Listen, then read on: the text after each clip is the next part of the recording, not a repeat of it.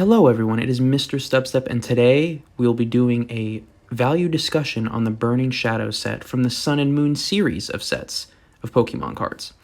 So, like always, I have the spreadsheet linked down below if you guys want to, copy and paste it for yourself or whatever. And then I also down below I will have some timestamps if you just want to see specific sections of this discussion. I'm just going to go through an intro like I always do just to kind of explain for those of you that this is the first one of these types of videos that you've watched. All right, so starting off, the Burning Shadows set was released. If you want to see where we're at, I'll click over there. That's where I'm currently at over there in that section. So the release date was 3 August 2017, so a little over 3 years now Burning Shadows was released.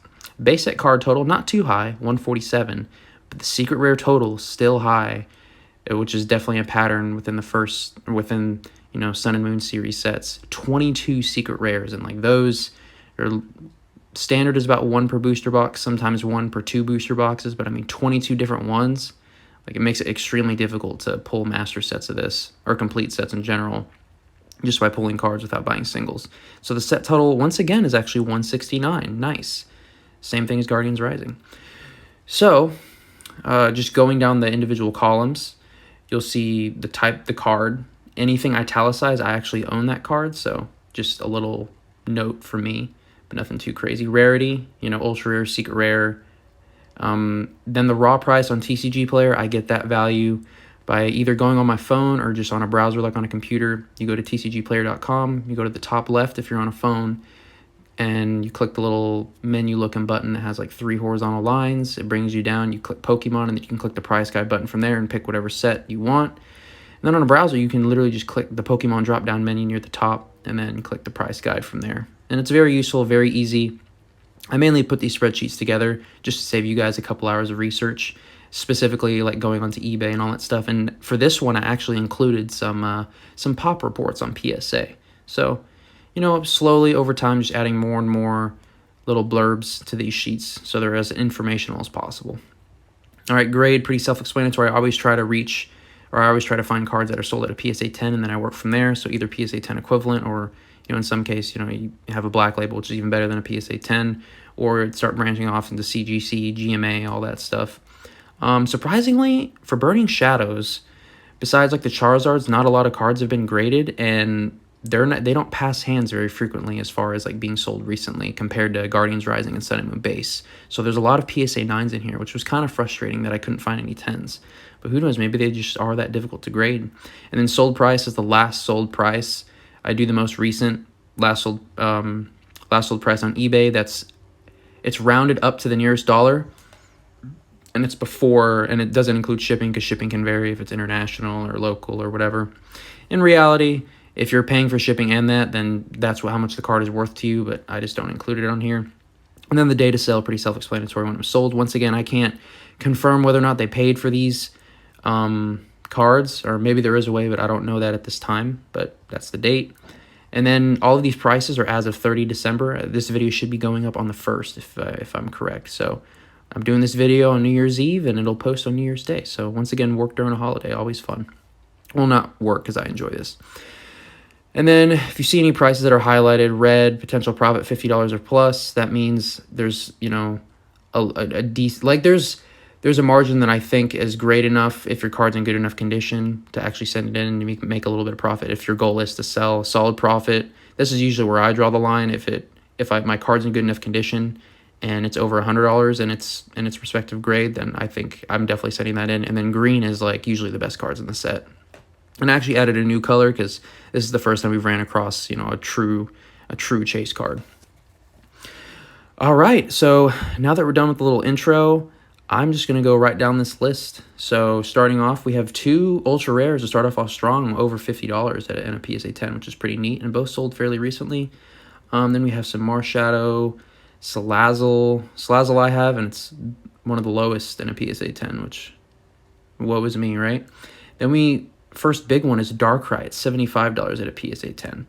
This Darkrai GX, I think it's a pretty, good-looking card. I can see why it could be somewhat collectible, but, just rules of thumb, generally legendaries, besides like starters and Pikachu and, some other the fan favorites, like legendaries tend to do all right if they're more like popular legendaries. Like Darkrai, I think, is a fairly popular legendary because he's really cool, kind of mysterious. I think he's from Generation 4, you know. It's an interesting Pokemon. Does well. Gardevoir GX, the evolution of my favorite Pokemon. Nothing special there. Machamp GX, I could only find it sold in a PSA 8, and that sold for 19. And then I also have a note to the side that a PSA 10 was listed at 100 and best offer was accepted.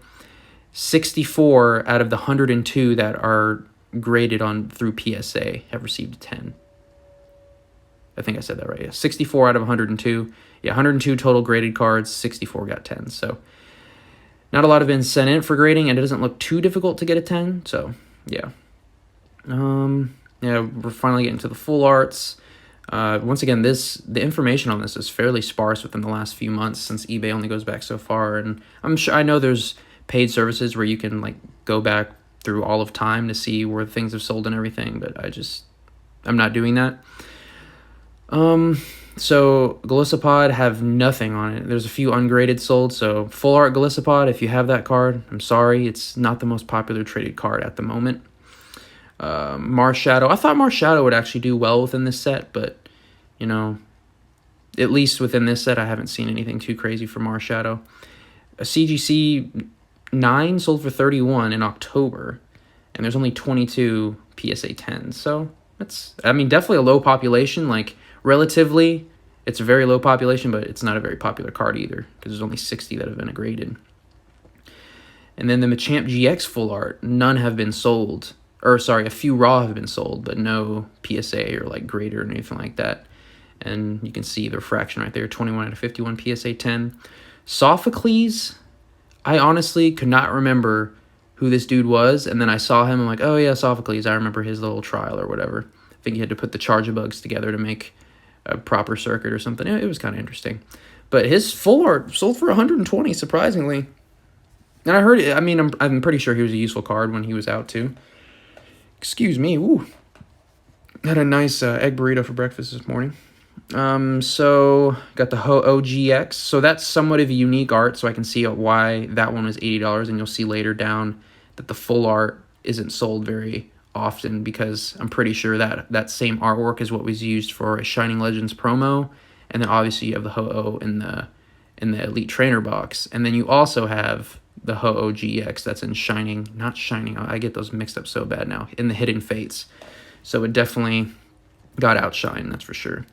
Necrozma, it's a legendary Pokemon, but it's going to that Ultra Beast realm, and maybe once the kids that came, like, were playing the Sun and Moon games when they first came out or collecting when they first came out, we'll find those, you know, 20 years down the line, but I just know a lot of people that are collecting nowadays.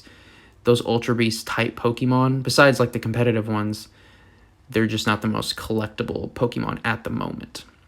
Who knows in the future? I'm going through some more full arts. Nothing too special. Once again, a lot of PSA 9s. You guys can take a look at the fractions, see if there's anything of interest to you. Like, main reason why I make these, besides saving you guys time, is if you have one of these cards, you can look at the, you know, the very broad information that I have here, and then you guys can do further digging and actually find, like, averages of a bunch of sold listings, or, you know, dive deeper onto the population report and all that stuff. So Plumeria, another full art, which is a female, and I think she was part of, like, the villains in the story, but then she, like, kind of becomes good towards the end or something. I can't remember, but she's very forgettable to me. I do have her card, though, and PSA 10 only sold for 75, which is kind of weak for a full art trainer. Oh, sorry. Let's see, scrolling down more. Darkrai GX, the PSA 10 of that sold for 56, pretty sure. The regular GX sold for more because it is unique art. This is just my, like, opinion. Who knows, like, the population reports might say different to create these prices, but because there is a Darkrai GX rainbow in this set, and there's the full art, or not the full art, well, it is a full art technically, but there's the one in Hidden Fates as well. I think, once again, these full arts kind of get left in the dust. Kiawe full art sold for $40 at a PSA 9. Once again, not really one of the most memorable trainers, at least for people collecting right now. Let's see. We got an Alolan Muck GX Secret Rare, so now we're starting to get into the Secret Rares. I think we already passed a few Secret Rare trainers. Yeah, nothing is too popping. Alolan Muck GX actually sold for $100 at a PSA 10, which I actually have that card, so it prompted me to, you know, take a look at mine. Like, oh, shoot, it might get close to $100. And mine, I don't know, I think I got it during that one Burning Shadows print run, but just, it looks like I took scissors and like we're cutting out the edges of these cards. Like they're so jagged, like it's really cutting with like blunt knives or something. Necrozma GX at 80, Tapu Fini GX at 82. You know, decent, but they're secret rares, so that's pretty much average for secret rares. You're gonna get into that like 70 to 100 range unless they're, you know, really nice ones. The Wick Full Art. So this one I only had in a PSA 9 for $75, and I also have a note. The PSA 10 listed for $200 was accepted at best offer. So once again, I don't have any actual like information on what it actually sold for, but to me that means this Wick Full Art at PSA 10 is ranging in between 100 and 200 if I had to guess. Maybe more, maybe less, but there's 57 PSA 10s out of 135 that have been graded, and it is Wick. She has been known by the nickname Thick Wick, so, you know, take that with what you will. Yeah, Lycanroc GX Secret Rare. I thought that would do somewhat well, but there was one PSA 9 listed for $40, and best offer was accepted, 43 PSA 10s.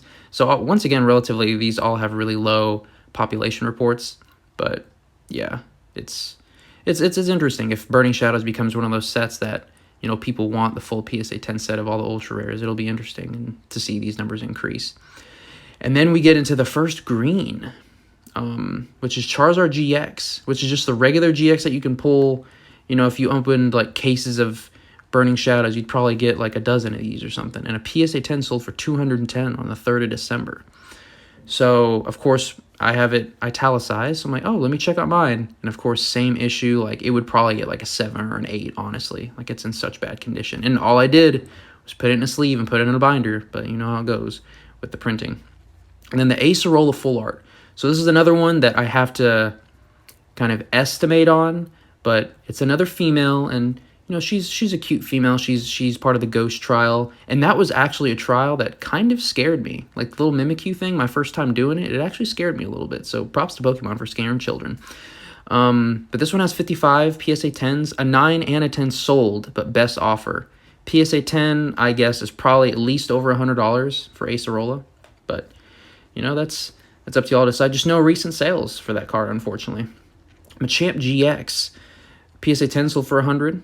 Not too bad. Darkrai GX, PSA 9 sold for 50, so once again, the rainbow. I guess the rainbow isn't as popular as the shiny. I think the shiny has like a hint of blue or something, which is kind of cool.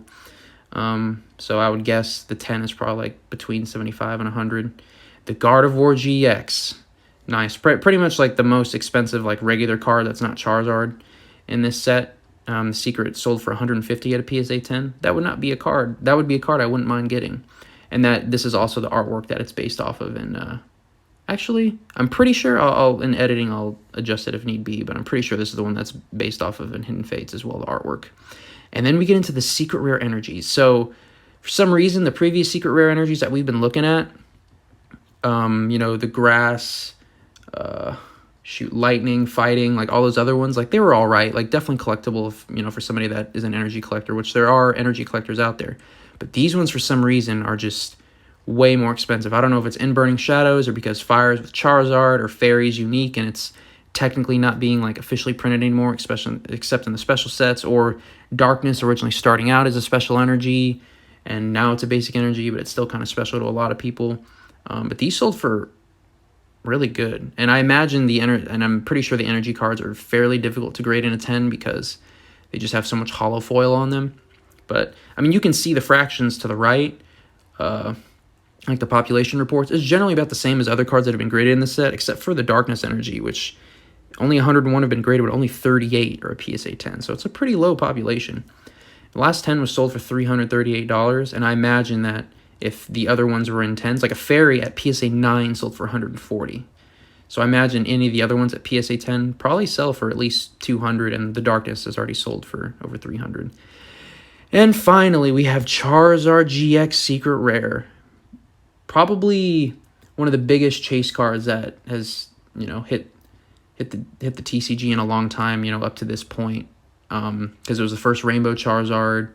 And personally, this artwork of Charizard isn't one of my favorites. It's the same artwork that's based off of for the Shiny Charizard in Hidden Fates. because he just kind of looks like derpy, but you could argue that for like a bunch of other Charizard artworks. I prefer actually the full art Charizard that's like the red. I actually prefer that one more over the rainbow or the shining Charizard, but that's just my opinion. Obviously the prices do not reflect that. So yeah, $3,050 on 28 December. So somebody got a late Christmas gift or a New Year's gift or something. But over $3,000, and I put it in like some pinkish purple color because, to lump it in with the other greens, it just doesn't feel right. I wish I had like a gold thing or something. That'd be kind of cool. So yeah, Charizard Reign King. I'm pretty sure all of y'all that came to this video knew exactly what was going to be number one, but we get to confirm it. And then going into some little interesting tidbits here at the bottom, we can compare with Sun and Moon Base, Guardians Rising, and Burning Shadows. So GXs. So the averages for this, I'm sorry, were a little bit thrown off because I didn't include any of the PSA 9s. And I didn't guess on any of the PSA 9s. So this is a very rough estimate. So it could, be plus or minus, $5, $10 in either direction. Probably minus $10, but easily the GXs in this average way more than anything else because you're going to have that Charizard GX at $210, which will increase that average by a lot. The full arts, surprisingly didn't do too hot. I think the full arts had a decent amount in 10s, but yeah. And then secret rares, you have the Charizard in here, so it's just going to bring that average way up. And that Darkness Energy is, I think, the most expensive out of any other card, too. So you have two of the most expensive cards just in this set that we've done for Sun and Moon, at least. But I also included another stat at the bottom. As of the dates of recording these videos, excuse me, my goodness, a lot of indigestion. These are the amount of cards that are over $1 in each of these sets. So Sun and Moon Base is really weak at only 37, Guardians Rising at 51, and Burning Shadows at 53. So that's a lot of cards over $1. And if you get them graded, potential profit. So, I mean, a lot of people say Burning Shadows is only the Charizard, which I can kind of see that argument. But you have Secret Rare Energies, you have Darkrai, you have Gardevoir, which, Gardevoir is one of my favorite Pokemon. Machamp. Actually, before I go into the summary, let me talk about so Master Set sold fairly recently on 15 December for $700. Nothing, at least at the photos I said, nothing looked like it was graded. So I think $700, it's pretty much double or a little under double all the, or actually a little over double of what the previous Master Sets for Sun and Moon Base and Guardians Rising sold for, which makes sense because that Charizard GX is kind of that difference. You add like another $300 on and you get the value for the Master Set. The average booster pack is still in the $4 range, which is not bad. I mean, at my local card shop, there's literally like 20 Burning Shadows sleeve blisters still there. And every now and then I'm like, maybe. And then I say nah, because this Charizard is just very difficult to pull. And then the booster box is at $280 because, 36 packs, bang for your buck. You have a lot better chance to pull some type of rainbow. And there's 22 rainbows in this set, so who knows? You might get some, or not rainbows, but 22 secret rares. So yeah, Burning Shadows, pretty self-explanatory. Surprisingly, not a ton of PSA 10s. Maybe they just are really that difficult. I'm not able to compare with previous population reports in Sun and Moon Base and Guardians Rising, but very interesting nonetheless. So in summary, I'm going to actually break this down into 3 different tiers. So, and these tiers are based on collectability. So I'll have the top tier, like the most collectible stuff in this set. The mid-tier, stuff that's, solidly collectible and I think will do well in the long run as well. And then the low tier of collectability, it'll be definitely more niche, like collectors and stuff like that, but I still think they're fairly collectible. And it might be a little bit of conjecture as well. So for the low tier, the Gardevoir, Darkrai, Machamp, Acerola, and Wick, those ultra rare and secret rare cards. So like the Gardevoir, Darkrai, and Machamp, secret rares, I think will do well in the long run. Gardevoir, because Gardevoir is just one of those Pokemon that people like. Very aesthetic to the eye. And there's other reasons and artists and all that stuff. Darkrai, I think, is one of the cooler legendary Pokemon from Generation 4. It's a cool Pokemon. A lot of mystery, and mystery sells for sure. And then Machamp, Machamp was kind of like the unexpected one in this set for me, but I think Machamp might do fairly well in the long run because I think a lot of people remember that first edition Machamp or that, that theme deck Machamp that everybody has. And it makes sense, kind of. That's kind of where I drive it from. Maybe Machamp, people like four-armed buff dudes, who knows. And then Acerola and Wick, the 2 female full art trainers from this set. I guess you could lump lump Sophocles into there, but just in my opinion, like, I know there are full art trainer collectors out there, but I'm pretty sure there's a lot more people that are waifu oriented. I mean, Acerola is, I think, pretty young in the games, but Wick is definitely, you know, one of the scientists or whatever, professors or whatever at that lab. So those are all the low tier collectible cards within the set. The mid tier Charizard GX, just the regular ultra rare, I think is a solid mid tier in this set. I mean, it's the third most expensive, and then all the secret rare energies, Fire, Fairy, and Darkness. I mean, you could argue that these are besides like no metal energy, these are like the 3 best secret energies that you could collect, and they're all in the same set. So that's makes this set even stronger, I think. And then the top tier in the set obviously is the Charizard GX. So if you have any of those cards, you're definitely holding on to something that's valuable now and could be quite valuable down the road. But once again, I make these videos in order to create discussion, and if you guys have anything, or if you guys have sold or purchased or whatever, or if you agree or disagree with any of the points that I made in this video. So overall, that was Burning Shadows. Once again, if this is your second video of mine, consider subscribing. If you liked what you heard or saw, then, you know, please leave a like, and just leave any feedback or anything down below. I want to thank you guys so much, and hopefully 2021 is all right.